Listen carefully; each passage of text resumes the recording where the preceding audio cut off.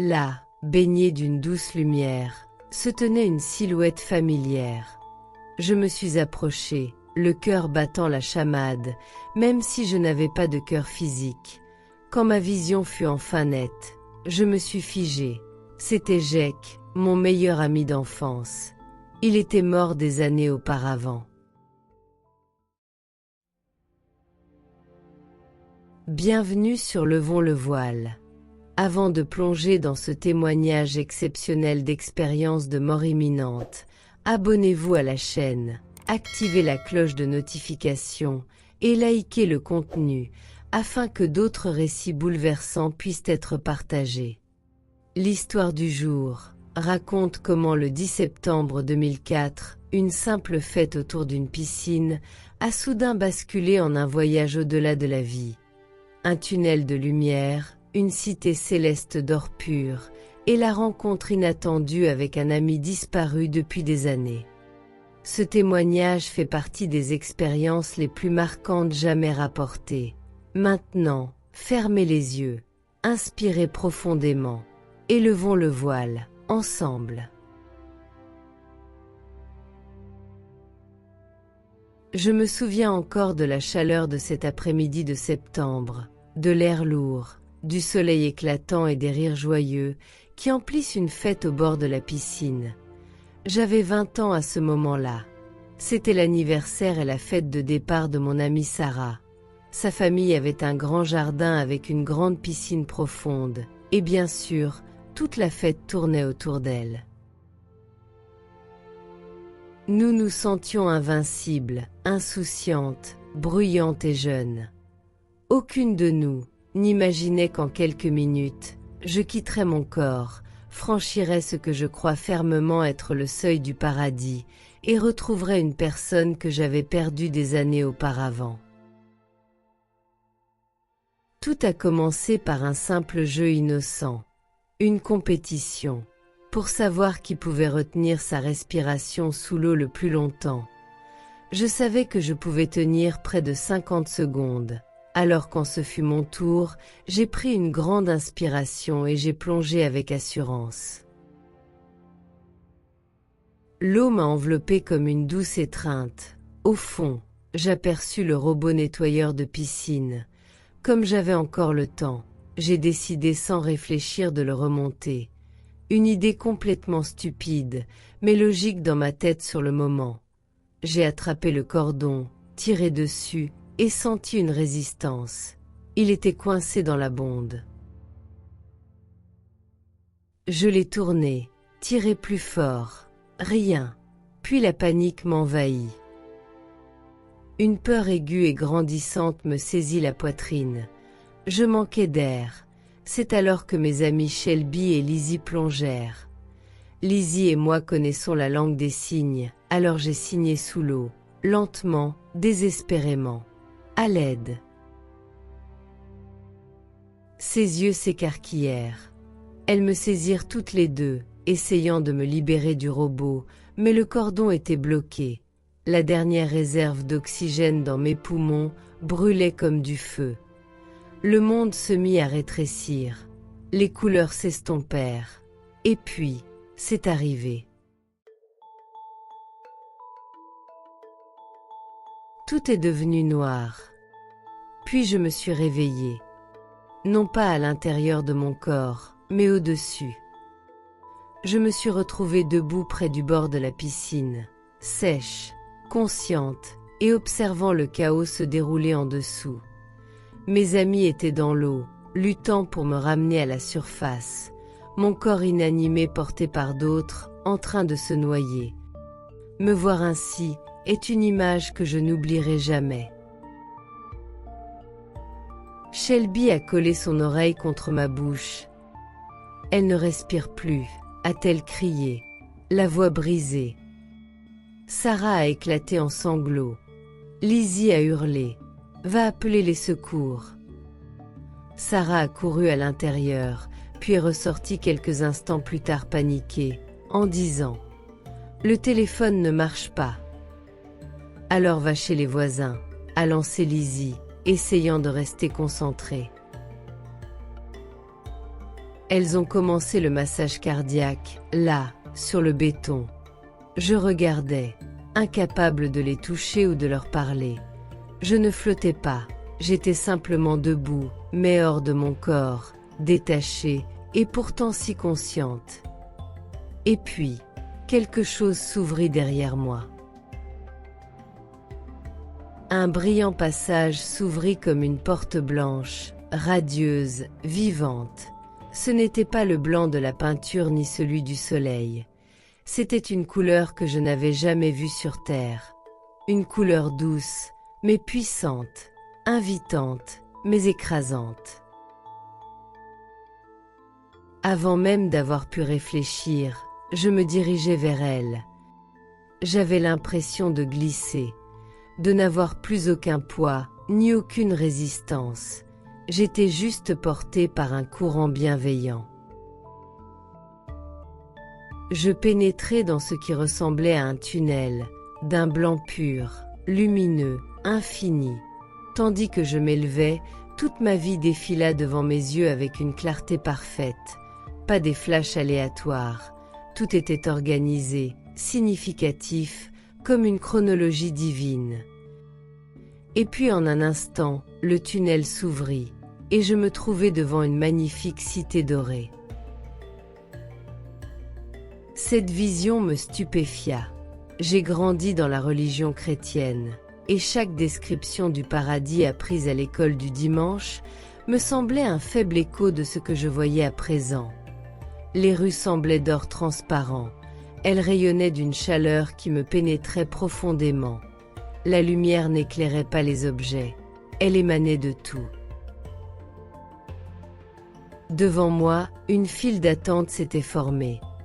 Je m'y suis joint sans hésiter, et quand ce fut mon tour, je me suis retrouvé face à un être immense, grand, fort et puissant, et pourtant profondément réconfortant. Un ange, je l'ai su instinctivement. Il tenait un livre massif, le livre de vie. Il me demanda mon nom, je le lui ai donné. Il feuilleta les pages, puis me regarda avec un regard doux, déterminé, et dit « Je suis désolé, mais ce n'est pas encore votre heure. » Une vague de frustration m'envahit. Que voulez-vous dire? Je suis prête à mourir. Ma vie est devenue insupportable. Mon meilleur ami est mort. Pourquoi n'est-ce pas mon heure? Il ne répondit pas tout de suite. Il se tourna légèrement, comme s'il écoutait quelqu'un derrière lui, quelqu'un que je ne pouvais pas encore voir. Puis il se retourna vers moi et dit « Quelqu'un veut te parler. » Il pointa du doigt la grille dorée.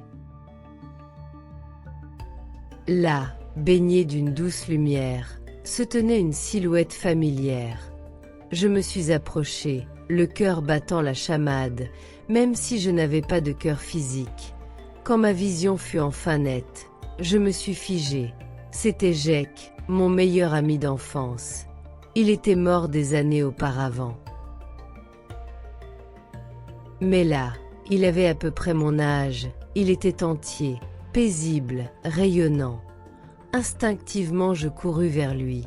Nous nous sommes serrés les mains de part et d'autre de la grille. Nous avons pleuré de vraies larmes de soulagement et de reconnaissance.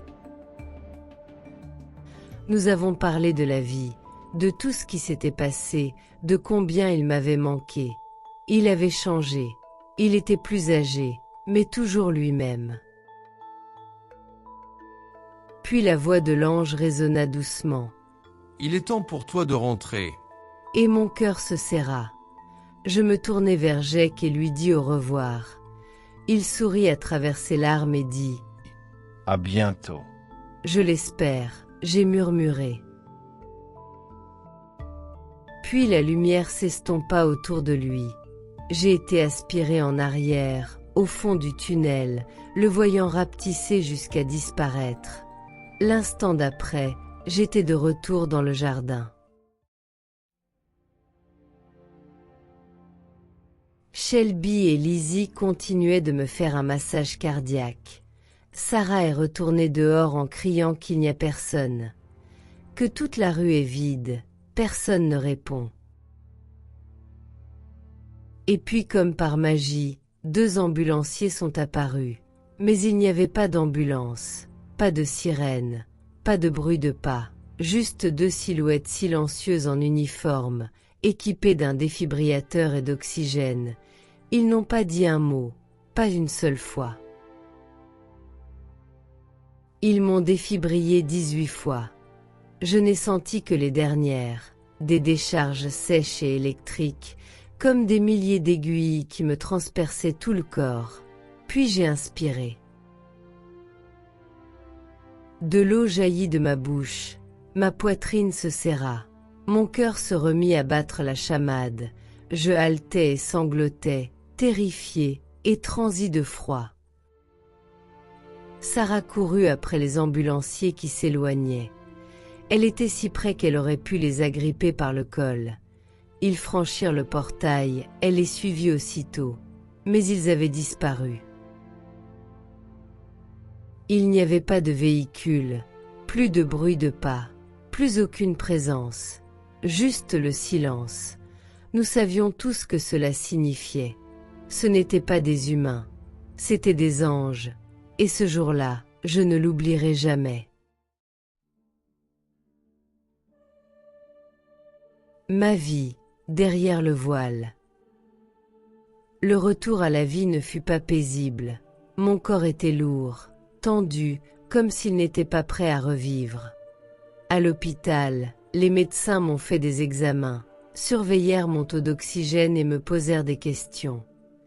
Ils étaient calmes, professionnels, mais personne ne put expliquer la disparition de l'ambulance, des ambulanciers, ni combien de temps j'étais resté sous l'eau.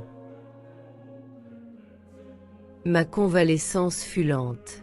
Chaque respiration était comme redécouvrir un monde que je croyais avoir quitté.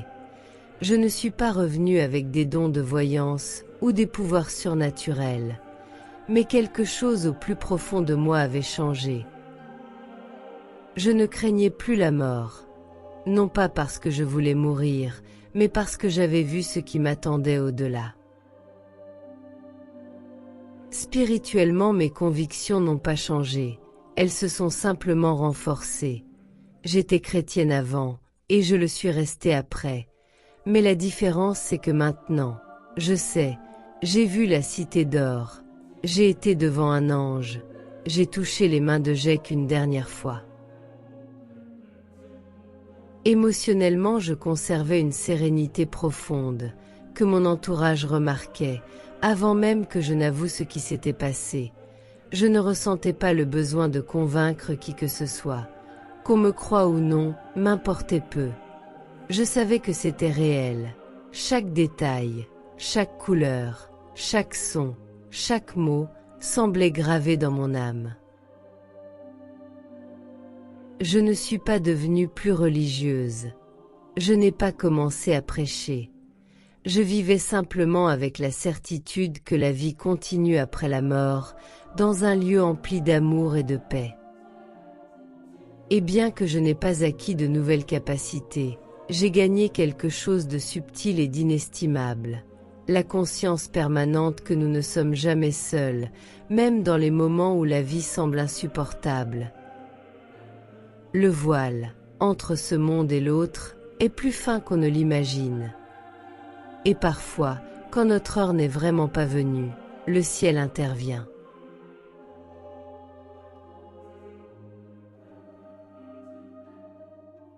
Merci d'avoir suivi ce récit poignant d'expérience de mort imminente.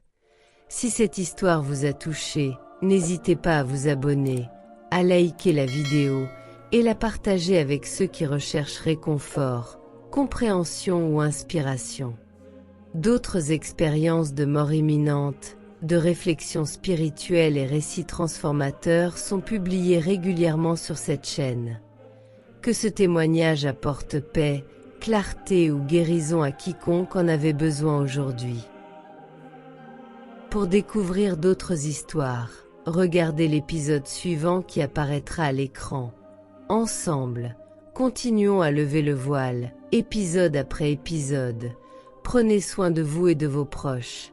À très bientôt pour un nouveau voyage, derrière le voile.